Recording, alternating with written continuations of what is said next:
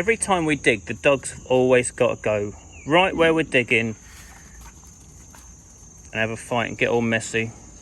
We've been doing lots of digging the last few days. I think I've been at it for like 5 days or so. I've lost count of how many days. Pretty knackered, want a day off, can't have a day off. So look, there's Pen. She's sort of bumming around inside the house mostly, tidying things up. We've been emptying out all of this garage area to get ready to concrete the floor. So we had a lot of junk all in there, and well, we've got it all out for now. That's all going to have to get sorted out, and well, that's one reason why we want to do the garage in here, so we've got nicer, neater storage area. That's all the bags of ice. Just moved the freezer into the house. It's a little bit difficult because we're working with existing structures. So for example, you know, I wouldn't mind the concrete coming up to there, but if I do that, I've got to change the window, and I don't want to do that. This existing concrete structure, and then there's a couple of drain pipes as well that are, what's it called, flies in the ointment. So I'm trying to think how best to do all this and get it looking neat with the new concrete. And then also at some point this shed's going to be expanded a little bit, so in preparation for that, and in preparation to build some brick walls here, for example, we're going to put some rebar down in the new concrete as well. So this shed that we've got here is a little bit small. That's our toilet in there, so this is like our little storage shed. It's only about 5 square meters, and it's a bit pokey. So this area is all going to be left open. You can fit 2 or 3 cars in there, no problem. This area again is going to be left open, just a concrete floor, and then I'm going to build the brick wall out to here. So this is all going to be expanded into the shed. So in conjunction with this job, we've also been preparing our new water pipes into the house, and also like our new electric supplies going into the house and also off into the farm. So the electricians have been in and they've done all the preparatory work, or cut that into the concrete, and me and Pen have also been working our butts off. We dug a channel here and we've run a water conduit, and there's also a electric under there. So because I'm concreting this in, I thought it would be good to run my 1-inch water pipe through a 1.5-inch pipe, so if I ever get a problem or a leak, I can sort of get my water pipe out and fix it. I think in hindsight it might have been better to go outside of the concrete, but because we've already got this existing concrete here, it just makes it a bit tricky, and this is the best solution that I could come up with. So the concrete back here is going to be leveled, water tank back here, so we pump the water up from the well into the water tank, and then I'm going to run a pipe up here on the ceiling, down that column, and then into the house like that. So it's a bit of a contrivance, but I've got to work with what I've got. So killer hard work. It was also raining for a few days, so we were digging in the rain. It wasn't very fun. The last couple of days have been dry, so that's been nice. So the water pipes are going to come up here, and then that way off to the kitchens, and that way off to the bathroom. So I've been digging out all this channel myself. That's been pretty hard work. See, the electricians are putting their cable in there anyway, but if I tell them to dig to 50, they'll dig to 40. So I just thought I'll do it myself, you know. So also in here, I've been doing all the plumbing hookup for the kitchens. I did that myself as well, just to make sure it's absolutely perfect. So yeah, these are the water pipes for the kitchen. It's going to be a little outside kitchen, and then later on, when I've got the money, there's going to be a sort of a more traditional Western inside kitchen in there. So if you've not seen before, if you don't know, this is how they'll normally make kitchens in Thailand. They'll use just bricks and cement, cover all that in render, tile the inside, a few tiles. They even normally tile on top, and then just put some cupboard doors in there, and you sort of make your own cupboards. So the good thing about this is we were able to use leftover bricks, leftover metal, and you know, all we've had to buy is some tiles and a few bags of cement. Pen's over here organising a few bits that we got out of the garage. New freezer and fridge position for now. My hope is once this kitchen's sorted out, we'll also be getting the new water tank in, and then we'll have running water straight away. So look, there's Gorgie lying down, being lazy. A few people have asked in the comments about Gorgie's skin condition. So it's all cleared up again. It's absolutely fine. Gorgie's absolutely fine. He's in a good mood. So for those of you that didn't see the previous videos, Gorgie had this thing that dogs have. It's called hot spots, which is like a bacteria in the skin. We thought for a while it might be triggered by an allergy, perhaps to chicken. We've been to lots of different vets, 4 or 5 different vets. He's had lots of different tests done, and it's all inconclusive. No one knows. If you imagine, you know, you could get an infection, I could get an infection, and I could guess where I got it from, but you never really know where the bacteria came from. The latest vet thought it might be a tick bite or something, a flea bite. My personal theory is it was around the time he was getting out and killing the chickens, and he helped himself to a couple of live wild chickens, and I think maybe that gave him an infection or something. I'm not really sure. Totally cleared up again. This time he responded really fast to the medication, so it's all good news there at the moment. I've tried to make a couple of YouTube videos over the last couple of days. I have filmed some stuff, but I've been sort of too pissed off about something to do it, and it was all a bit too ranty, so I didn't bother editing them or uploading them. So the electricians have been in, doing all the electrics. Inside the house, it seems like they've done a pretty nice and neat job. They've been running conduit everywhere.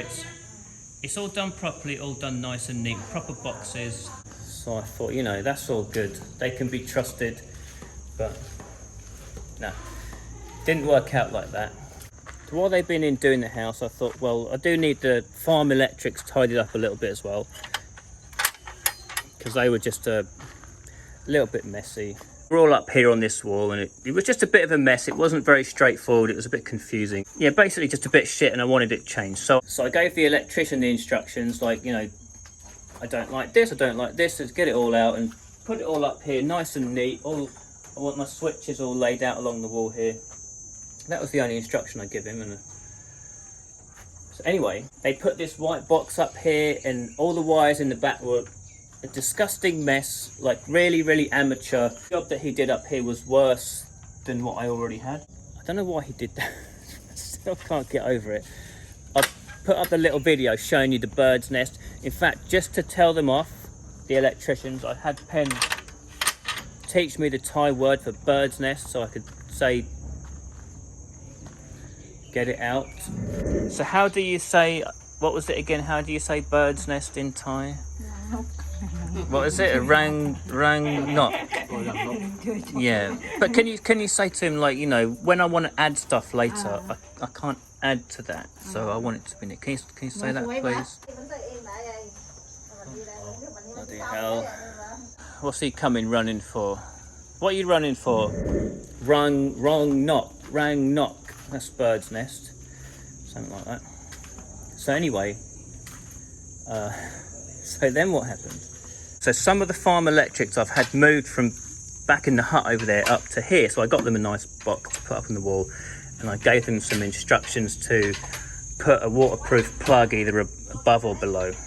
Didn't follow the instructions and cut a hole in my nice new box, cut a hole in my waterproof plug, and we're trying to install it there. So yeah, they were told, get the bird's nest out, and I went out and I bought them bought myself a nice consumer unit to put here to have it all neat and tidy. And then they installed that, and then instead of using the proper bits and bobs and the proper screw hole thingy-majigs and using the proper holes, they've just drilled holes wherever they like, top and bottom, and drilled holes through the side of it. So 4 of my things, they just bodge it, drill it, whatever, who cares. Really annoying. Same with this. I was really angry about it, and I've calmed down mostly, and I think I'm going to just leave it for now, and I'll silicone it up. It's not the end of the world, it's not too bad, it's functional. But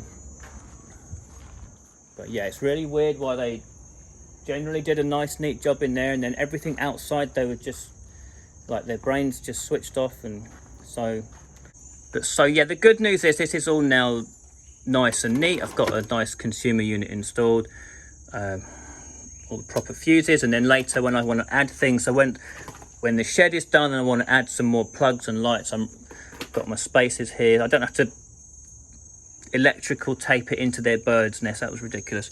So I've got all the space here, and when I buy and add my new water tank, water pump, I'm ready to plug into here. I think, yeah, the lesson is you've really got to be very specific with them about exactly where you want things. The best thing is to draw it on the wall, put it on the wall, draw a line around it, give them all the products and every part that use this, otherwise there's just some, you've seen it, so you've been warned. It is a bit silly to rant about this, you know, in the grand scheme of things, it's only a small thing. I'm trying not to let myself, you know, in the moment it's like really fucking annoying, but I'm trying my best to sort of let it wash over me. Let's get to the finish line. Let's just get everything sorted, tidied up, settled down, and you know, we can deal with the little things later. That's what I'm trying to do as best I can. I'm a bit worried about doing the bathrooms and finding someone who can do the tiling properly. So that's one of the reasons why I've got the chap working on the outside kitchen, and I've given him a little bit of tiling work to do over there. So basically this is his test. If he does good tiling over there, I'm going to let him do like some of the little bathroom tiles, and then if he does a good job on that, I'll let him continue. Still, you have to supervise and have to check, and sometimes things he's improvising and not quite what I want. So I have had to, even with this little kitchen job, I've had to correct a few little bits here and there. So I was going to put 2 rows of tiles there. He's already started on number 3 and was planning to do 4. So lucky I caught that just in time. Right, so we've settled on 3 layers of tiles there. So there's a real-time example of what can and does happen, that they will just do things without asking. And if you're not watching, oh no, that's not supposed to be like that, you know. And I don't know why they don't ask, like, exactly where do you want the tiles, and why they just start I don't know, it's really strange. If I was doing it, I'd go to the customer and say, look, you know, even like, do you want the tiles vertically or do you want them horizontally? How do you want them, you know? But I don't know. So yeah, it's been a bit of a trying last few days. Last week or so it's been like killer, because I've got the little kitchen job where there's a few niggles like that going on, the concrete job where there's a niggles, and the electricians have been driving me up the wall. So I've had like 3 things just really getting to me. But anyway, I'm going to change the subject from that. Let's go and walk off around the farm, and we'll talk about something a bit more positive. So we pruned the trees about 6 months ago. They've all come back to their full bushiness again. So I've decided, in between the jobs I'm doing over here, try and have some relaxation time as well by going around and start pruning the trees again. As the trees get bigger, it takes longer and longer to prune them. One like this takes at least 2 hours to do, and well, there's lots and lots to do. When they start to get too bushy, the wind catches them more, and it's also hard when they get a disease. If the leaves are all touching each other, the disease can spread around the tree much more easily. And then when Penn's got to come in and do the spraying, oh, there's much more tree to spray, and it takes longer and it costs more. So when we prune the trees like this, we thin them out. Pen can get in there much more easily and spray everything and keep all the pests and diseases under control. Pen's having herself a little break in the paddling pool. So it's mid-afternoon now. I'll show you what we've been up to. So me and Pen have been bringing sand, filling the trenching, hiding our electric pipes. Let's carry on with the tiling, doing it underneath. So yeah, we're gonna carry on with the sand all down there and get all that buried. So the plan with this is to use the sand here to get our level, and then the excess mud I'm going to dig it all back so it's nice and flat, and then I'm going to put about maybe 60-70 centimeters of stones in here. So where the roof hangs over about 40-50 centimeters, I want to bring the stones out to about there, so any water runoff is all landing in stones and it's not going to get washed away. That's my idea anyway. Hopefully that's a good idea. So round here in the garage, the work has started as well. They've made some steel reinforced concrete beams for the sort of foundations. Also, that's going to contain the concrete slab when they pour it, which is probably going to happen tomorrow. And then these steel reinforced concrete beams are also going to support the brick walls for the new shed at a later date. Well, it's the end of the day now. Just watering the trees. Another pretty long day. Pretty hard work. Hopefully soon I'll get a day off. I might have to wait till this concreting job's finished and maybe have an afternoon off then. So because of the mountains over here, our view of like the early sunrise is blocked in the morning. The sun comes up about 7 o'clock and well, it's not ugly for sure, but in the evening time we always get a nice sunset over behind the bungalow here. As long as there's a few clouds around, we always get like a lit up pink sky like that, so that's always nice to have a look at.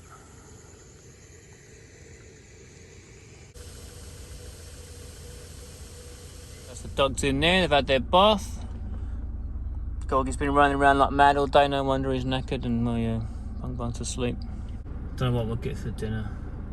Maybe I'll get some noodles, and they have this thing up there, this guy sells like these Isan sausage, it's called. Maybe I'll show you that. Right, so we just pulled over in the town to get the Isan sausage, so you can see it hanging up there like the little ball things. And well, one of the nice things about this is they barbecue it all. You can see around here in Thailand there's loads of food places everywhere. They're just all sorts of things. There's more down there, and it looks like Pen's gone to buy some sort of drink over there. I don't know what she's up to.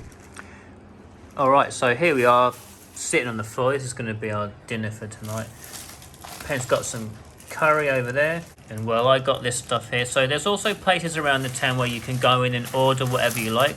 As long as they've got the ingredients, they'll cook it for you how you like it. So I got some stir-fried vegetables and some spicy yellow noodles in there. That's going to be good to go with the Isan sausage. So as well as the sausage, they also give you a bit of cucumber, garlic, chili, so you can eat it all together, and it tastes really nice. So you mix it all together like that. It's got like that nice barbecue taste. So anyway, I dropped my cucumber.